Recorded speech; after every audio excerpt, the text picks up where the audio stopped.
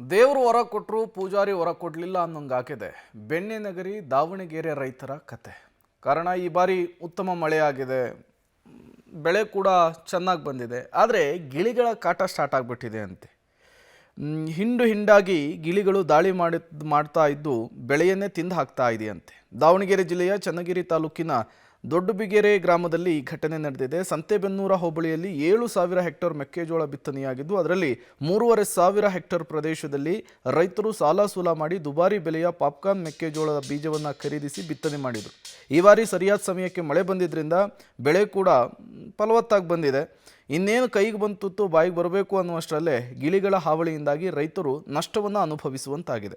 ಸಾವಿರಾರು ಗಿಳಿಗಳ ಹಿಂಡು ಪ್ರತಿನಿತ್ಯವೂ ಕೂಡ ಮೆಕ್ಕೆಜೋಳದ ಜಮೀನಿಗೆ ಲಗ್ಗೆ ಇಡ್ತಾ ಇದ್ದು ರೈತರು ತಮಟೆ ಬಾರಿಸಿ, ತಟ್ಟೆ ಬಾರಿಸಿ, ಮೈಕುಗಳ ಮೂಲಕ ಗಿಳಿಗಳನ್ನು ಓಡಿಸುವಂತಹ ಕೆಲಸದಲ್ಲಿ ಬ್ಯುಸಿಯಾಗಿಬಿಟ್ಟಿದ್ದಾರೆ. ಪುನಃ ಹಾರಿ ಬಂದು ಕಾಳನ್ನು ತಿಂತಾ ಇದ್ದು ಬೆಳೆಗಳನ್ನು ಹಾಳು ಮಾಡ್ತಾ ಇದೆ ಅಂಥೇಳಿ ರೈತರು ಬೇಸರವನ್ನು ವ್ಯಕ್ತಪಡಿಸಿದ್ದಾರೆ.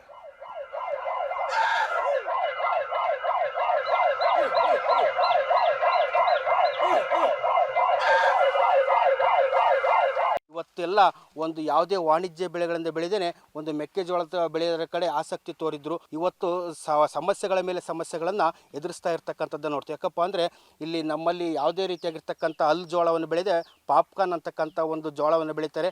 ಅದು ಮನುಷ್ಯನ ಒಂದು ಊಟಕ್ಕೆ ಆಹಾರಕ್ಕಾಗಿ ಬಳಕೆ ಆಗ್ತಾ ಇರ್ತಕ್ಕಂಥದ್ದನ್ನು ನೋಡ್ತೀವಿ. ಇವತ್ತು ಬೆಳೆದದ್ದನ್ನು ಉಳಿಸೋದು ರೈತರು ತುಂಬ ಕಷ್ಟ ಆಗ್ತದೆ. ಯಾಕಪ್ಪ ಅಂದರೆ ಈ ಗಿಣಿಗಳು ಅಂತಕ್ಕಂಥ ಮುದ್ರಕೊಂಡು ಇಡೀ ಹೊಲನೇ ಸರ್ವನಾಶ ಮಾಡತಕ್ಕಂಥ ಮಟ್ಟಕ್ಕೆ ಬಂದು ನಿಂತಿದೆ. ಹಿಂಗೆ ಆತಪ್ಪ ಅಂದರೆ ರೈತ ಇನ್ನು ಯಾವ ಜೋಳ ಬೆಳೆಯೋದಕ್ಕೂ ಸಹ ಮುಂದಾಗದೆ ಹೊಲವನ್ನು ಬೀಳ್ಬಿಟ್ಟು ಅವನು ಸುಮ್ಮನೆ ಯಾವುದೋ ಒಂದು ಇದರಲ್ಲಿ ಕಾಲ ಕಳೆಯೋದಕ್ಕೆ ಮುಂದಾಗೋದ್ರಲ್ಲಿ ಯಾವ ಅನುಮಾನ ಇಲ್ಲ.